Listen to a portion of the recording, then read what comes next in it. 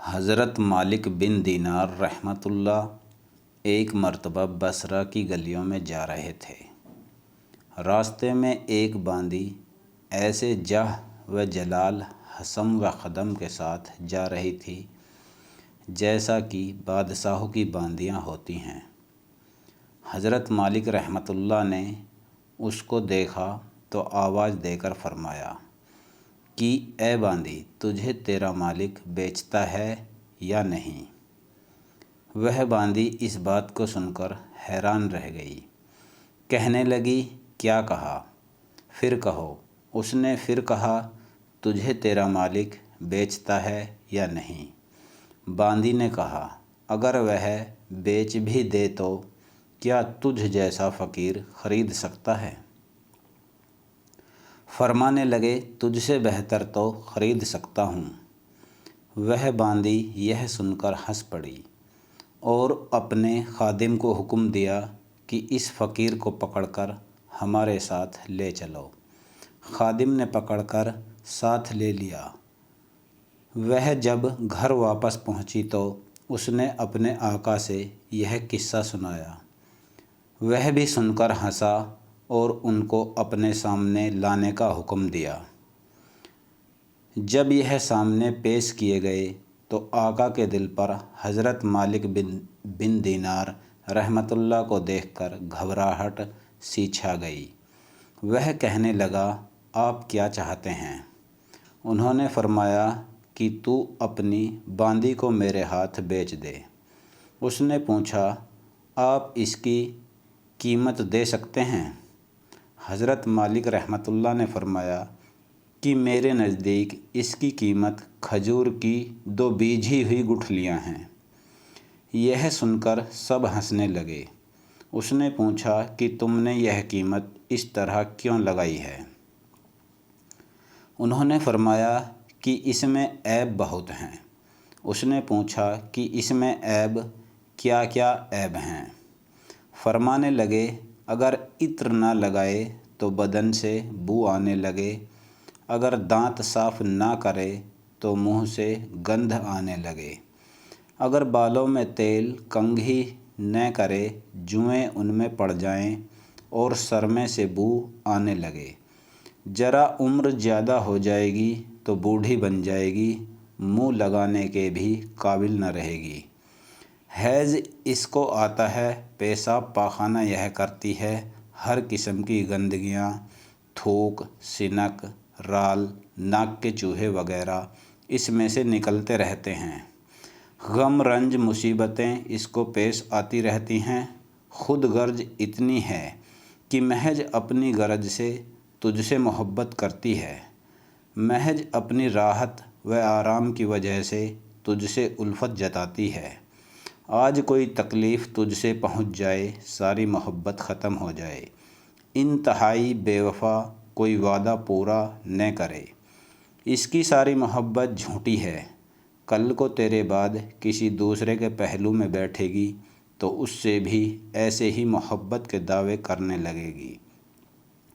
میرے پاس اس سے 1000 درجہ بہتر باندی ہے جو اس سے نہایت کم قیمت ہے، وہ کافور کے جوہر سے بنی ہوئی ہے، مسک اور زعفران کی ملاوٹ سے پیدا کی گئی ہے، اس پر موتی اور نور لپیٹا گیا ہے اور خارے پانی میں اس کا تھوک ڈال دیا جائے تو وہ میٹھا ہو جائے، اور مردے سے اگر وہ بات کرے تو وہ زندہ ہو جائے، اگر اس کی کلائی آفتاب کے سامنے کر دی جائے تو آفتاب بے نور ہو جائے، اگر وہ اندھیرے میں آئے تو سارا گھر روشن ہو جائے، اگر وہ دنیا میں اپنی جیب و زینت کے ساتھ آ جائے تو ساری دنیا چمک جائے۔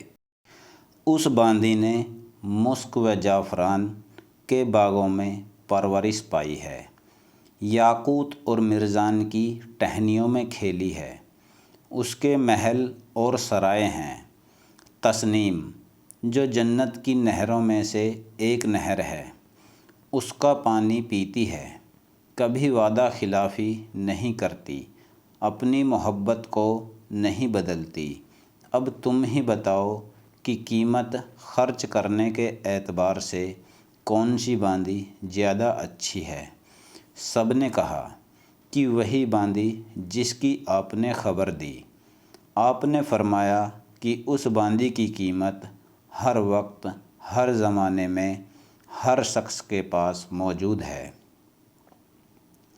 لوگوں نے پوچھا کہ اس کی قیمت کیا ہے؟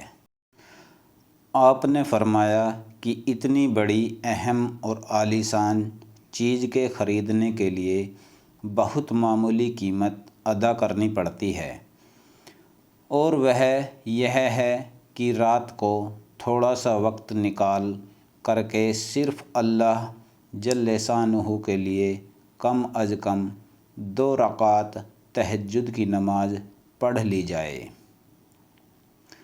اور جب تم کھانا کھانے بیٹھو تو کسی غریب، محتاج کو بھی یاد کر لو، اور اللہ جل شانہ کی رضا کو اپنی خواہشات پر غالب کر دو۔ راستے میں کوئی تکلیف دینے والی چیز، کانٹا، اینٹ وغیرہ پڑی دیکھو، اس کو ہٹا دو۔ دنیا کی زندگی کو معمولی چیزوں کے ساتھ پورا کر دو، اور اپنا فکر و غم اس دھوکے کے گھر سے ہٹا کر ہمیشہ رہنے والے گھر کی طرف لگا دو۔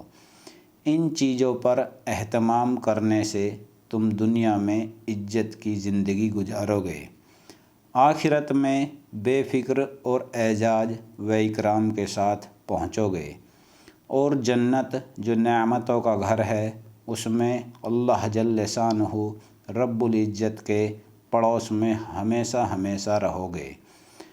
اس باندی کے آقا نے باندی سے خطاب کر کے پوچھا کہ تو نے شیخ کی باتیں سن لیں، یہ سچ ہے یا نہیں؟ باندی نے کہا کہ بالکل سچ ہے۔ شیخ نے کہا کہ اچھا تو آزاد ہے، اور اتنا اتنا سامان تیرے لیے ہے، اور اپنے سب غلاموں سے کہا کہ تم بھی سب آزاد ہو، اور میرے مال میں سے اتنا اتنا مال تمہارا ہے، اور میرا یہ گھر اور جو کچھ مال اس میں ہیں سب اللہ کی راہ میں صدقہ ہے۔ اور گھر کے دروازے پر ایک موٹے سے کپڑے کا پردہ پڑا ہوا تھا، اس کو اتار کر اپنے بدن پر لپیٹ لیا، اور اپنا سارا لباس صدقہ کر دیا۔